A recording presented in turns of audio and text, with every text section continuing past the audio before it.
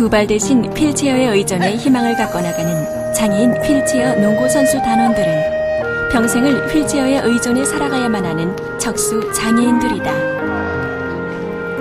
척수 장애인들은 지체 장애와는 다르게 중추신경이 손상돼 손상 부위 아래로 운동신경과 감각신경이 마비가 되면서 신경계나 비뇨기계의 장애와 운동장애의 중복장애를 안고 있다. 척수장애는 문명의 발달과 함께 계속적으로 늘어나고 있는 추세로 예기치 못한 교통사고나 스포츠 활동으로 인한 손상, 산업재해와 같은 추락사고로 인해 차지 완전마비에서 하지의 부분마비 등 견디기 힘든 아픔을 마주하게 된다. 신체 장애인 중에서는 마비가 50.5%, 운동할 수 있는 경우는 25.7%로 대부분을 차지하고 있다. 척수 장애인의 대부분은 사고로 인한 후천성 장애로 인한 갑작스런 환경의 변화와 사회생활의 제약으로 육체적인 것은 물론 정신적으로도 힘든 하루하루를 보내고 있다. 병원 치료로 예전의 모습으로 다시 돌아갈 수 있으리라 기대하지만 실상은 그렇지 못해 절망감과 자괴감으로 또 다른 상처를 안고 살아간다. 며칠 치료받으면 나오는 줄 알고 들어갔는데 쉽게 나오지 못하겠더라고요. 많이 힘들었죠. 수술하면 다 완치되고 다시 걸을 수 있는 줄로만 알았죠. 거짓말 같았어요. 아닐 거라고 생각했었고 그 얘기 듣는 순간에는 이제 차라리 그렇게 사느니 죽는 게 낫다라는 생각을 했었어요. 한때 천당과 지옥을 오가며 가슴을 쓸어내려야 했던 선윤 씨는 제대로 일어서기조차 힘들다. 다른 척수 장애인들처럼 나을 수도 있다는 신라 같은 희망을 안고 병원 이곳저곳을 전전했지만 그런 선윤 씨의 바람은 물거품이 되고 말았다. 한때 절망의 끝자락에 서 있을 때만 해도 지금의 이런 행복한 모습은 꿈에도 생각 못했다. 누가 뭐래도 날 아껴주고 사랑해주는 변함없는 가족이 있었기에 가능한 일이었다. 처음에는 수술하면 낫겠지. 신경을 다친 게 어떤 건지도 몰랐었고요. 그래서 치료하고 나면 나을 거라는 그런 생각이었었거든요. 다른 척수 장애인들처럼 평생을 휠체어에 의지해 살아가야 하지만 삶을 포기하진 않았다. 지난 8월 문을 연 해오름 장애인 자립생활센터는 한국척수장애인협회 부설로 운영되고 있는데 이곳이 바로 선윤 씨의 신바람 나는 일터다. 자립센터가 문을 연 데는 선윤 씨와 같은 척수장애인의 자립생활을 지원하고 장애 때문에 잃어버린 삶의 희망과 웃음을 되찾아주고 싶어서이기도 하다. 제가 굶으면 엄마도 굶어요. 이런 모습 보면서 다시 마음을 잡았죠. 그래서 물리치료 받고 이런 그냥 무의미하게 보냈던 것 같아요. 그런 시간들을 한 7년 이상.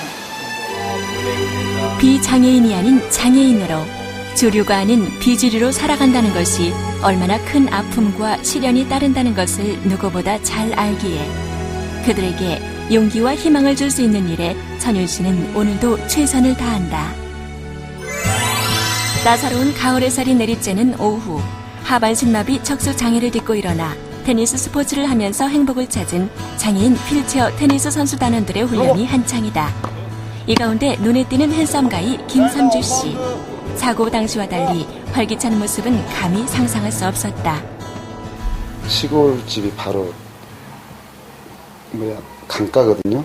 그래서 거기에 차를 몰고 가다가 그냥 죽을까라도 생각했는데 막상 그 앞에 서니까 어머님이 생각이 나더라고요. 그래서 몇 번 하다가 못하고. 위기를 기회로 삼으라는 얘기가 있지 않던가. 걸을 수 없다는 현실 앞에 그냥 맥없이 주저앉을까도 생각했지만 우연한 기회에 친구의 권유로 알게 된 테니스를 삼주 씨는 새로운 시작, 인생의 터닝 포인트로 삼았다.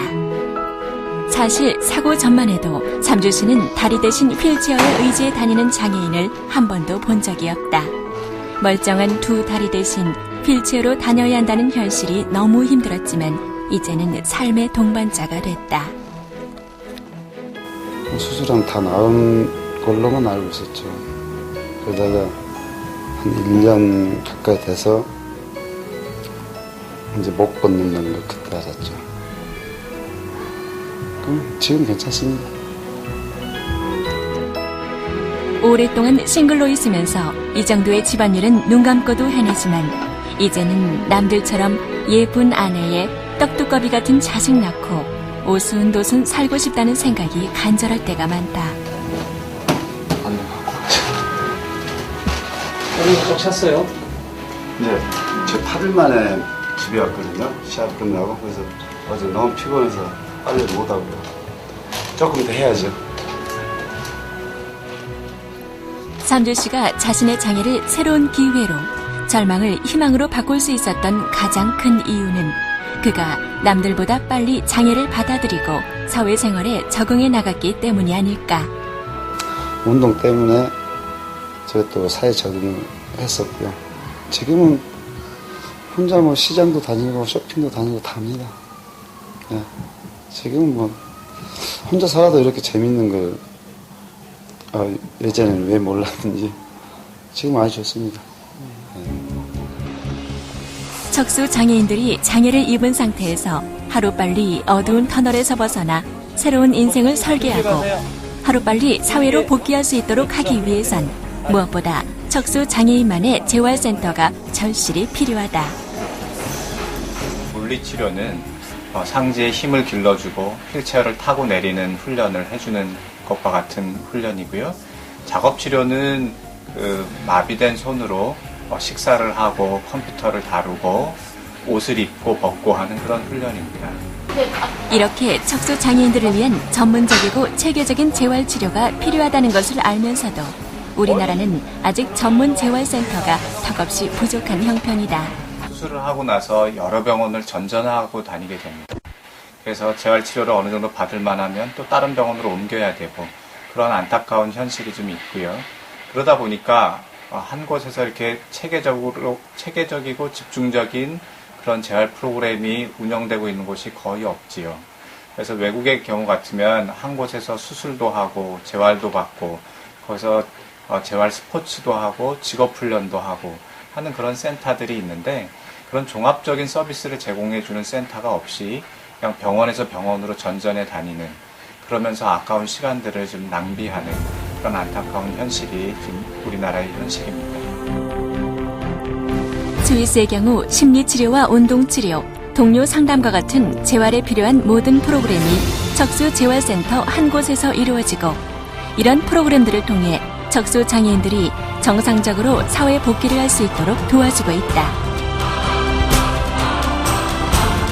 많은 척수 장애인이 세상 밖으로 다시 홀로 서게 하는 그 순간부터 주위의 많은 장애물로 더 힘이 들지만 그들이 원하는 것은 안쓰러운 눈빛이 아닌 그저 있는 그대로를 바라보는 일상의 시선일 뿐이다.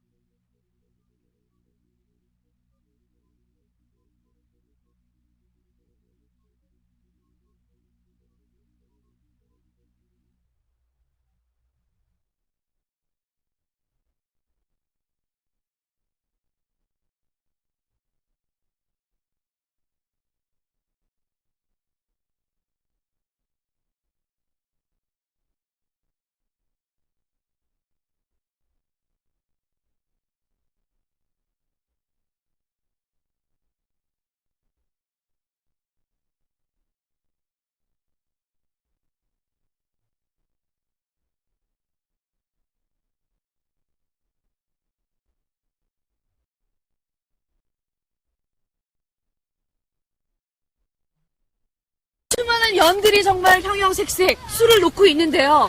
행복을 띄우고 계신다고 합니다. 와, 정말 이 자리에 오늘 안 나오시는 많은 분들 땅을 치면서 후회하실지도 모르는데요. 과연 어떤 행복들을 하늘로 띄우고 있는지 제가 현장에 가서